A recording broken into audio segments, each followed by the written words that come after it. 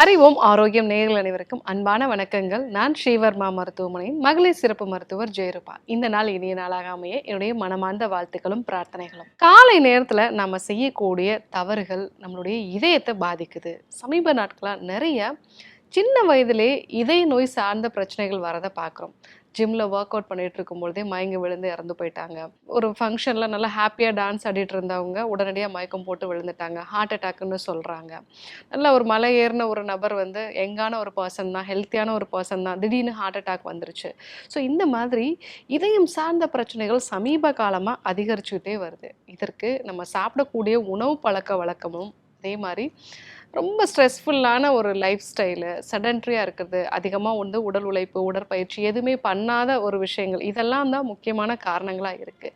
ஆனாலும் கூட காலை வேளைகளில் நாம் செய்யக்கூடிய பழக்க வழக்கங்கள், இந்த விஷயங்கள் தான் நம்ம மீதி இருக்கக்கூடிய நேரத்தில், அதாவது அந்த நாளோட மற்ற நேரத்தில் நம்ம உடம்பை பாதுகாக்குது அப்படிங்கிற மாதிரி சமீபத்திய ஆய்வறிக்கைகள்லாம் சொல்லுது. காலைல எழுந்த உடனே நம்ம என்ன பண்ணுவோம்? எழுந்த உடனே ஃபோன் பார்ப்போம். ஸோ ஃபோனில் ஏதாவது மெசேஜ் வந்திருக்கா, இல்லை வந்து ஒரு மெயில் வந்திருக்கா அப்படிங்கிறத பார்ப்போம். உடனடியாக நம்ம பிரெயின் என்ன ஆகிடும், இந்த ஒர்க் பண்ணக்கூடிய மோடுக்கு வந்து போயிடும். இல்லைன்னா வந்து ரெகுலரான ஒரு ஆக்டிவிட்டீஸ் இருக்கும் இல்லைங்களா, நம்ம வந்து ஒரு முடிவெடுக்கக்கூடிய விஷயம், அதே மாதிரி வந்து கவலைப்பட வேண்டிய ஒரு விஷயம், இந்த மாதிரி நம்ம பிரெயின் இமீடியட்டாக வந்து அந்த டேயோட ஸ்ட்ரெஸ்ஸுக்கு வந்து போயிடும். ஸோ இதுதான் நம்ம காலை வேளைகளில் பெரும்பாலும் பண்ணுறோம். இன்னும் மோசம் என்னன்னு பார்த்தீங்கன்னா, காலை நேரத்திலே வந்து ரீல்ஸ் பார்க்குறது. ஸோ அந்த மாதிரி இருந்தது அப்படின்னா நம்ம பிரெயினுக்கு சீப் டோப்பமைன் வந்து கிடச்சிரும். டோப்பமைன் அப்படிங்கிறது ஒரு ரிவார்டு ஹார்மோன்னு சொல்லுவோம்.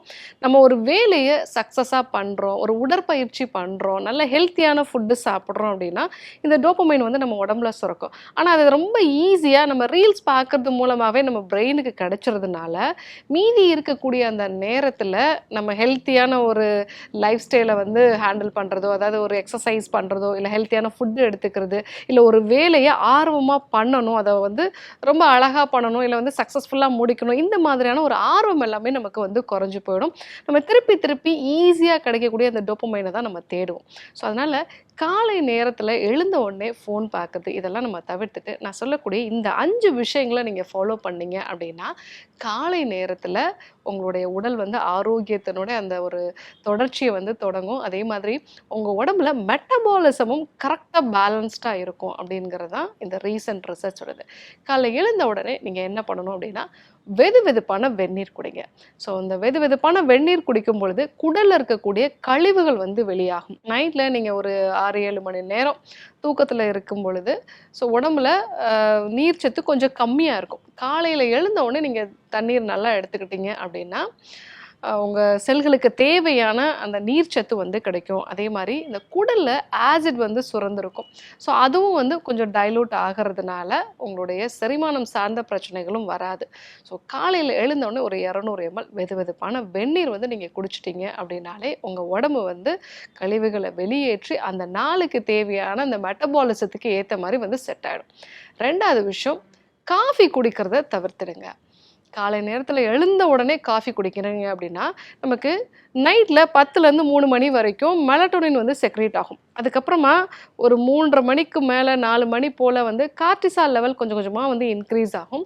ஸோ ஒரு 5 மணிலேருந்து ஒரு 8 மணி வரைக்கும் அது பீக்லேயே இருக்குன்னு சொல்லலாம். ஸோ இந்த கார்டிசால் அப்படிங்கிறது நம்மளை வேலை அதிகமாக செய்ய வைக்கிறது, கொஞ்சம் வந்து படபடப்பாக்குறது, ஷார்ப்பாக வைக்கிறது, இந்த மாதிரியான வேலைகள் தான் அந்த கார்டிசாலோட வேலை. ஸோ நாம் அந்த சமயத்தில் காஃபி வந்து இன்னும் ஒரு எக்ஸ்ட்ரா ஸ்டிமுலண்ட் மாதிரி அதை நம்ம எடுத்துக்கும் பொழுது அந்த பாடியில் அந்த அடினோசின் அப்படிங்கிறதோட அளவு வந்து குறைய ஆரம்பிக்கும். ஸோ அது வந்து அந்த டைமில் மட்டும் காஃபி குடிக்கும்போது மட்டும் பூஸ்டப் ஆகி திருப்பி வந்து நமக்கு வந்து அது குறைய ஆரம்பிக்கும் பொழுது நம்ம அடிக்கடி வந்து காஃபி வேணும், இல்லை ஏதாவது ஒரு ஸ்நாக்ஸ் சாப்பிடணும், ஒரு சாப்பிட்ட பிறகு ஏதாவது ஒரு ஸ்வீட் சாப்பிடணும், மிட் மார்னிங்கில் ஒரு டயர்ட்னஸ் இருக்கும், ஒரு 11 o'clock போல் ஒரு டயர்ட்னஸ்ஸு, மத்தியானம் ஒரு 2-3 மணிக்கு மேலே ஒரு டயர்ட்னஸ், இந்த மாதிரியான டயர்ட்னஸ் வர்றதுக்கு மார்னிங்கே நீங்கள் காஃபி குடிச்சிட்டிங்க அப்படின்னா உங்கள் பாடி அந்த ஒரு சைக்கிள்லே இருக்கும். அடுத்து ஒரு 3 hours கழிச்சு திருப்பி ஒரு காஃபி, அடுத்து ஒரு 3 hours கழிச்சு திருப்பி ஏதாவது ஒரு ஸ்நாக்ஸ், இந்த ஒரு ஸ்டிமுலேஷன் வந்து இருந்துக்கிட்டே இருக்கும். ஸோ காலையில் எழுந்த உடனே அந்த காஃபி குடிக்காமல் ஒரு 90 மினிட்ஸ் கழிச்சு, ஒரு 1½ ஹவர் கழிச்சு நீங்கள் வந்து காஃபி குடிக்கிறீங்க அப்படின்னா, உங்கள் பாடியில் இருக்கக்கூடிய இந்த கார்டிசால் ஓரளவுக்கு வந்து செட் ஆகிடும். அடிக்கடி வந்து நீங்கள் ஏதாவது ஒரு ட்ரிங்க் எடுத்துக்கணும், இல்லை ஏதாவது ஒரு ஃபுட்டு எடுத்துக்கணுங்கிற அந்த கிரேவிங்ஸ் வந்து உங்களுக்கு கம்மியாகும். இது வந்து இதயம் சார்ந்த பிரச்சனைகள் வராமல் தடுக்கும். 3வதாக காலையில் எழுந்த உடனே சன்லைட் எக்ஸ்போஷரில் வந்து இருக்கிறது. அட்லீஸ்ட் ஒரு 1/2 அன் ஹவர் வந்து நீங்கள் சன்லைட் எக்ஸ்போஷரில் இருக்கீங்க அப்படின்னா, காலை நேரத்தில் நம்மளுடைய இந்த சன்ரைஸில் சில வகையான வேவ்லென்த் இருக்கக்கூடிய கதிர்கள் வந்து நம்ம செல்லில் இருக்கக்கூடிய மைட்டோகாண்ட்ரியாவை ஸ்டிமுலேட் பண்ணுது.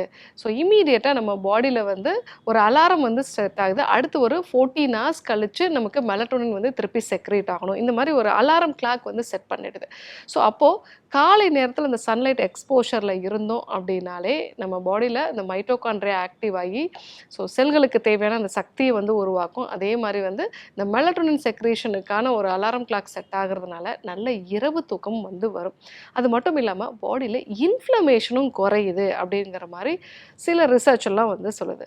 ஸோ மார்னிங் ஒரு 30 மினிட்ஸ் நீங்கள் சன்லைட் எக்ஸ்போஷரில் இருக்க வேண்டியது அவசியம். அதனால தான் நம்முடைய முன்னோர்கள் சூரிய வணக்கம் அப்படிங்கிற ஒன்றே வச்சுருந்தாங்க. காலையில் எழுந்தவுடனே குளிச்சுட்டு போய் வந்து சூரியனை கும்பிட்டுட்டு வருவாங்க. இது நம்ம முன்னோர்கள் செய்கிற ஒரு வேலை. ஸோ இதில் இன்னும் நிறைய அறிவியல் பூர்வமான காரணங்களும் வந்து இருக்குது. அதனால் ஒரு 30 மினிட்ஸ் வந்து நீங்கள் சன்லைட் எக்ஸ்போஷர் ஆகிற மாதிரி பார்த்துக்கோங்க. 4வதாக ஒரு வாக்கிங் வந்து பண்ணுறது நல்லது. இல்லைன்னா ஒரு எக்ஸசைஸு இல்லை ஏதாவது ஒரு ஃபிசிக்கல் ஆக்டிவிட்டி காலை வேளைகளில் பண்ணுறது நல்லது. அது ஏன் காலை வேளைகளில் நம்ம வந்து பண்ணணும் அப்படின்னா, காலையில் பண்ணும் பொழுது தான் நம்ம மெட்டபாலிசம் வந்து செட் ஆகும். ஸோ நம்ம பாடியை பொறுத்த வரைக்கும் நம்ம மசிலில் இருக்கக்கூடிய குளுக்கோஸ் எல்லாமே வந்து யூஸ் ஆகுது. நம்ம எக்ஸசைஸ் பண்ணும் பொழுது இந்த மசிலில் இருக்கக்கூடிய குளுக்கோஸ் எல்லாமே யூஸ் ஆகிடும். அப்போது இந்த ரத்தத்தில் இருக்கக்கூடிய எக்ஸ்ட்ரா சுகர் எல்லாத்தையுமே கொழுப்பாக மாற்றாமல் நம்மளுடைய மசிலில் போய் சேர்க்கக்கூடிய அந்த ஒரு ப்ராசஸ் வந்து நம்ம பாடியில் வந்து ப்ராப்பராக அடாப்ட் ஆகிரும்.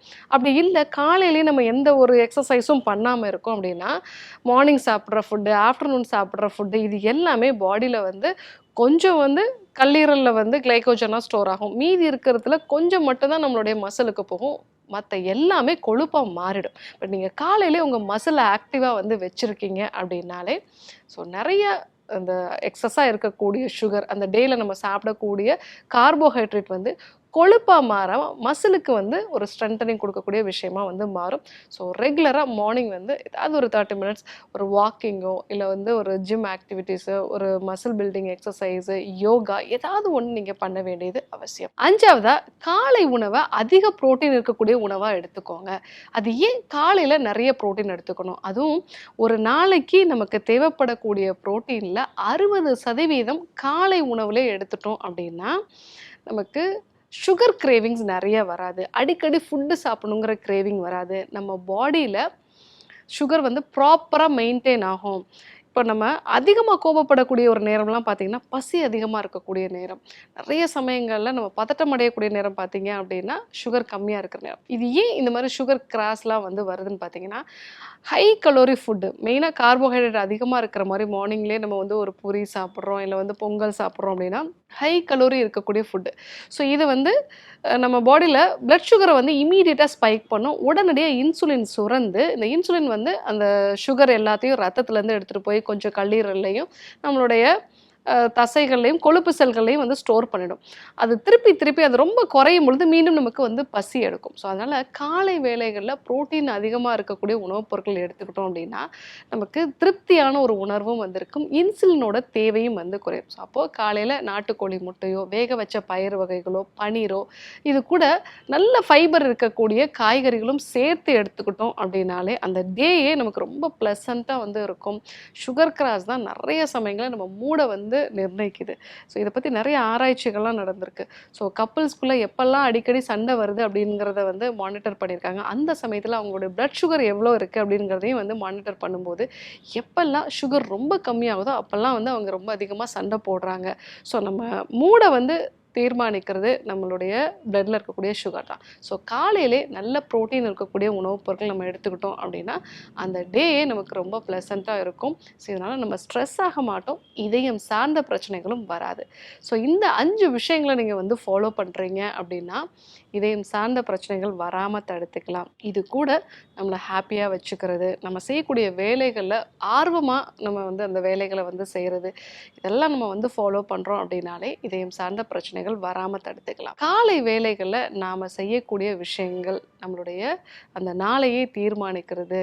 ஒரு 2-3 வருஷம் போகும்பொழுது அது இதயம் சார்ந்த பிரச்சனைகளாக வராமல் தடுத்துக்கலாம் அப்படிங்கிற ஒரு விஷயம் எல்லாருக்குமே உபயோகமாக இருக்குன்னு நினைக்கிறேன். இதே போன்று இன்னொரு ஒரு அற்புதமான தகவலோடு உங்களை சந்திக்கிறேன். நன்றி, வணக்கம்.